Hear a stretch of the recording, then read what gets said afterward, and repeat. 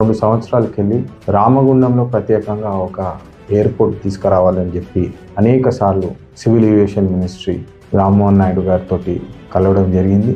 మరి మొదట airport authority of India ఏదైతే సైట్ బాగాలేదో, కొండలున్నాయి, అడ్డొస్తున్నాయి అని చెప్పి ఏదైతే సైట్ రిజెక్ట్ చేయడం జరిగిందో, మళ్ళా వారిని రీవిజిట్ చేసి ప్రీ ఫీజిబిలిటీ స్టడీ కొత్త లొకేషన్ బేసిస్ మీద చేసి వారి మీద ఒత్తిడి పెట్టడం జరిగింది.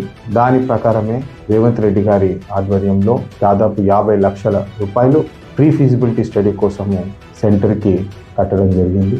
ఆ ఫీజిబిలిటీ రిపోర్ట్ స్టడీ చేయడానికి ఇప్పుడు ఏవియేషన్ మినిస్ట్రీకి వెళ్ళి ఈరోజు రామ్మోహన్ నాయుడు గారితో కూడా కలవడం జరిగింది. వారు నాకు హామీ ఇచ్చినారు, 3rd నాడు లేదా 4th నాడు వాళ్ళ ఎయిర్‌పోర్ట్ అథారిటీ టీం వస్తుంది. దాన్ని మళ్ళా ల్యాండ్ సర్వే చేసి ప్రీ ఫీజిబిలిటీ స్టడీ చేసి ఎయిర్‌పోర్ట్ వచ్చేలాగా మేము సర్వే చేస్తామని చెప్పి ఈరోజు వారితో కూడా మాట్లాడడం జరిగింది. దీని ప్రకారము అధికారులకు మళ్ళా లోకల్ స్థానికులకు నాకు ఒకటే విజ్ఞప్తి, ఎయిర్‌పోర్ట్ వచ్చేది మన రామగుండ ప్రజలందరికీ, సింగరేణి ప్రజలకు, మళ్ళీ పెద్దపల్లి డిస్ట్రిక్టు, పక్కన ఆదిలాబాద్ డిస్ట్రిక్టు, మంచిర్యాల డిస్ట్రిక్టు, ఈ అన్ని సరౌండింగ్ ఏరియాస్ కూడా అభివృద్ధి బాటలో నడిచే ఒక బ్రహ్మాండమైన అవకాశం దక్కుతుంది.